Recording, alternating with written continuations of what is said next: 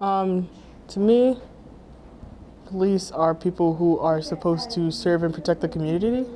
Stop any kind of crime or a misdeed that's happening around them. But lately they have been getting a reputation on what is it called, police brutality. And police brutality is mostly directed towards African Americans and people of color in general.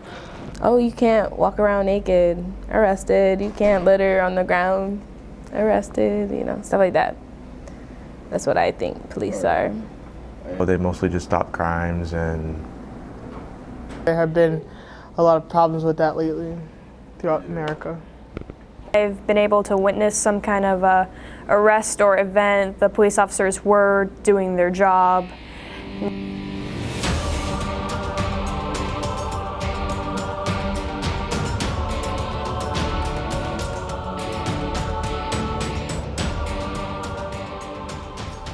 What is a police officer?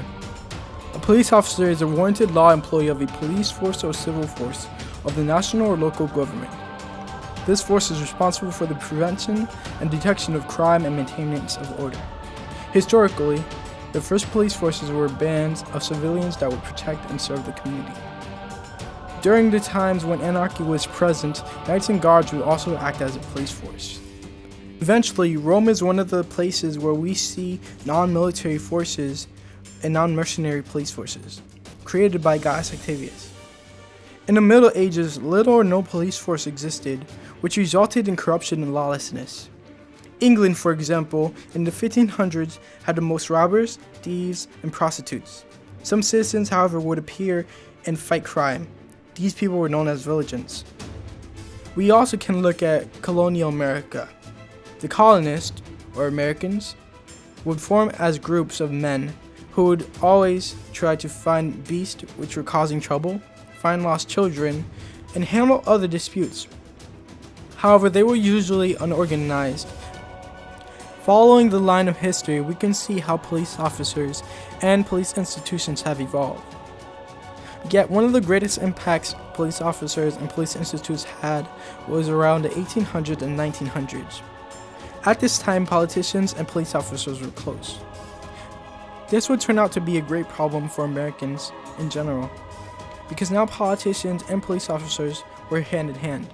Politicians relied on police officers to stay in office, while police officers relied on politicians to stay in office. This in turn caused politicians to hire unqualified and even brutal police officers. However, this was also near the time of the civil rights movement. Eventually, the police force was reformed after many attempts that were failed. This means that now the public could vote for police officers instead of politicians hiring them. Today, police officers follow codes and regulations. Although some break these rules and get away with it, many do not, which results in them getting fired. Throughout history, police and police-like groups have handled crime. Although not all cops have participated in actions of brutality, some have, as we've seen in the 1900s, where police would beat citizens, and we can also relate to the civil rights movement, a time where blacks sought their civil rights, especially the right to vote. But what about now? Many would claim that police are corrupt and kill someone due to their skin color, but is that really the case? Black Lives Matter claims that is true, and that is the case. That black individuals face a threat of being killed or hurt by law enforcement, due to, and only due to, their skin color. Black Lives Matter since its rise has gained momentum, leading rallies and advocacy and making great claims.